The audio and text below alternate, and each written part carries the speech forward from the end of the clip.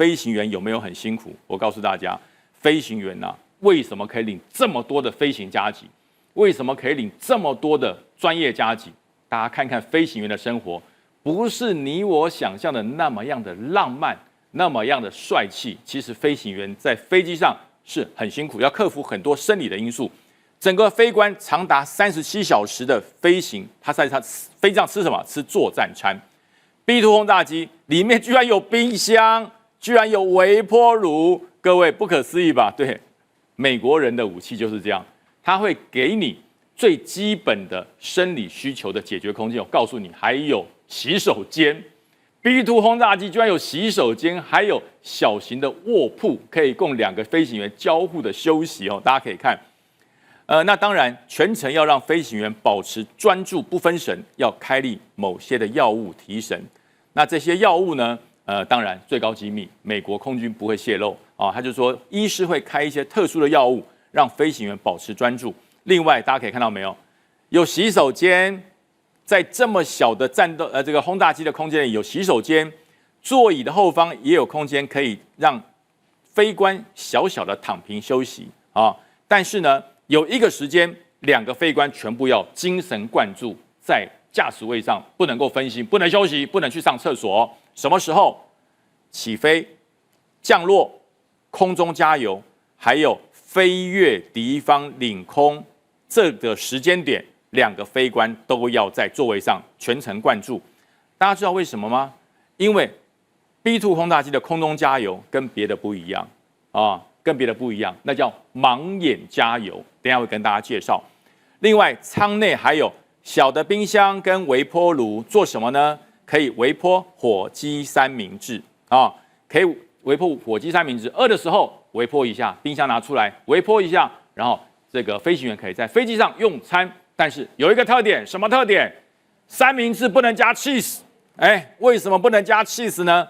我要告诉大家，因为在飞机上，希望你吃下去的食物慢慢消化，不要消化得太快啊！慢慢消化，第一个不容易饿，第二个减少上厕所的时间啊！所以它的火鸡三明治绝对不加 cheese， 因为加 cheese 会促进消化、肠胃与蠕动，所以这都是经过营养师做过精心的调配。那么除了药物，除了有三明治可以吃之外呢，还有什么提神的小点心？我告诉大家，葵花籽。葵花籽就是你在飞机上漫漫长时要飞往这个目标区的时候，很无聊怎么办？你可以嗑瓜子嗑葵瓜子，让他们可以解决在长途飞行中间要保持精神灌注又不能睡觉。对，那就是嗑点小点心，吃点瓜子，磨磨牙。这不是乱讲，是真的哈。好，那我们再来看整个引擎就是关键，就是逆中啦。我这么大一个庞然大物 ，B2 轰炸机一次飞7架，你居然抓不到我？你说最厉害就是逆中隐形 ，B2 轰炸机让敌军连闻风丧胆的机会都没有，连闻风丧胆就是你连看都看不到，哪里知道我来啊？你连被吓的权利都没有。为什么呢？因为 B2 轰炸机这个幽灵战略轰炸机，它整个造价非常贵，超过20亿美元。目前美军只有几架？只有19架，所以这次就出了7架加2架，就9架出去了。整个翼展高达52.4公尺，具备了逆中的功能。它没有空中加油的状况之下，可以飞1.1万公里。所以这次飞往伊朗来回绝对超过，因为它做了1到2次的空中加油。那么这个空中加油我刚才讲了，空中加油别的飞机要经过精准的训练，至少它可以目视，它可以看得到那个空中加油机那个油管来了，然后慢慢跟我的加油嘴注上。大家可以看到很多空中加油都是在哪里？不是在飞行员的右边，就是在飞行员的左边。可是 B2 战略轰炸机它的加油孔在哪里？我告诉大家，大家看不出来对不对？在这里，在这里，这里是一个再更正它的空中加油口在这里，有一个红点这边。有一个红点，这里在整个飞行员的脑袋上，为什么呢？因为它必须逆中，它在加油的时候是这个整个翻转开变成一个洞它就跟翻页一样，翻转开变成一个洞。然后空中加油机呢，要把这个空中加油的油枪点到它的头上在飞行员的脑袋上，飞行员在这里，它根本看不到空中加油管在哪里，所以怎么办呢？要用没有办法目视的对接，要用什么灯光，还有记忆中的参考。告诉大家就是训练了。你没有办法目视到加油管能不能对到我的加油孔，你只能用前面加油机它的灯光指示它的灯光照到这个位置，然后来指示飞行员飞行的快与慢，或者是左或右。它对准这个灯光之后，加油孔就会落到它的加油的这个加油口里面。所以在这个位置加油，然后前面的加油机灯光照到它的加油孔，那这个飞行员靠记忆中的飞行默契来完成加油。所以当你可以完成这样默契跟记忆中的加油孔以灯光指示的时候，那么黑夜伸手不见五指，一样可以加油。所以这个训练光是在漆黑夜空完成加油对接，对于 B2 轰炸机来讲，没有什么漆黑与不漆黑，它就算白天也看不到，因为是在它头顶上。然后2个人操作考验生理跟心理的限制，这么大一架飞机，2个飞行员，虽然 B2 轰炸机具备尖端科技，而且具备降低红外线与雷达噪音特色的逆中设计，但是仍然仰赖人力操作来完成各种任务，包含加油，那就是要人力操作所以这7架 B2 轰炸机几乎是保持没有无线电所以我们以前在演习的时候，长官常常会讲，非作战时无线电保持静听，就是这2个字，静默尽量少通信，尽量少通信，我不要呼叫你，你也不要呼叫我，各机之间用当时所作战计划的数位点、验证点来飞行，不要透过无线电，因为无线电一通话就会被拦截，所以全程无线电保持静默，这要非常高的通信纪律。然后一支由战斗机和支援飞机组成的护航机队，在夜间加入它的战斗机，所以你看 B2 7架加上这么大的支援机队，他们会合的时候居然没有无线电通信完全是透过计划点完成会机、会队、编队，所以这是一个非常周密的一个作战任务。从阿富汗战争以来，其实最长的距离，大家可以看一看在这一次轰炸伊朗之前，所有的任务没有超越过这次37小时。在伊朗的时候，1999年31小时，31小时。在2001年多少小时？这个时间点也没有超过都是在31小时。到了2003年，这一次够久这次够久，他做了49次的任务，但是也是在30小时之内。那只有这一次超过37小时来回不落地，所以这是一次非常精准精密的训练。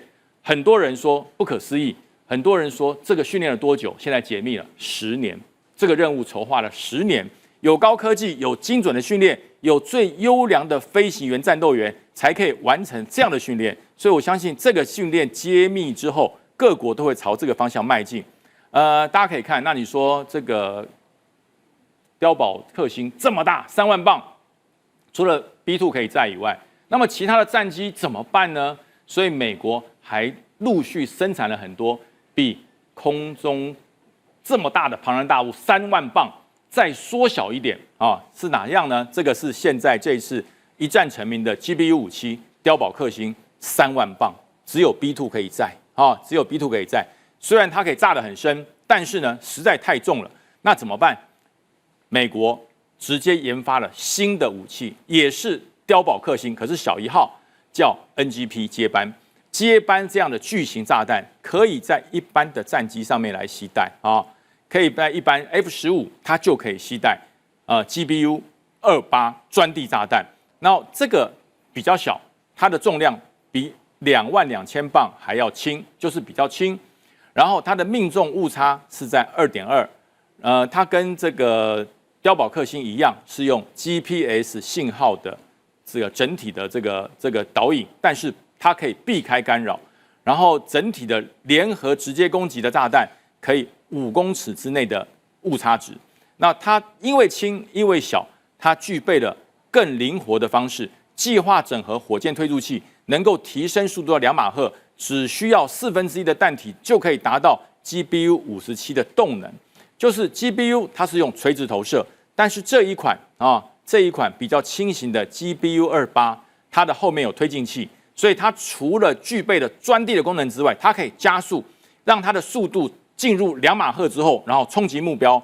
它也可以具备的跟 GBU 这么大颗炸弹一样的动能，但是它的整体的尺寸却小了很多哦。那整个钻地炸弹超越了 GBU57的60公尺，它虽然小，可是因为它最后附有火箭推进，所以它增加了它的动能，可以让它整体的这个效果几乎可以跟 GBU57这样的庞然大物，可以差不多，甚至超越。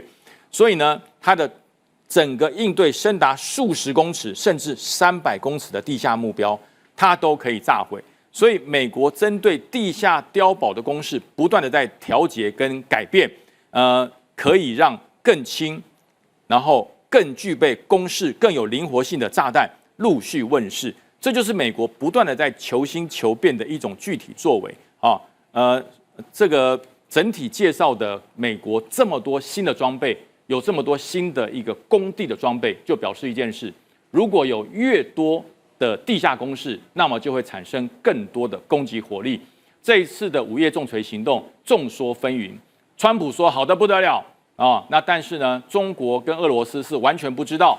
那但是美国在地的电台就揭露说没有啦，没有那么厉害啦，只让整个核设施倒退撸几个月而已，到底是真还是假？那我相信。未来整个行动慢慢会揭秘，会让更多人知道整体攻势的凌厉还是白做工。我觉得现在美国各家媒体之间正在互相论证自己的这个新闻是真的。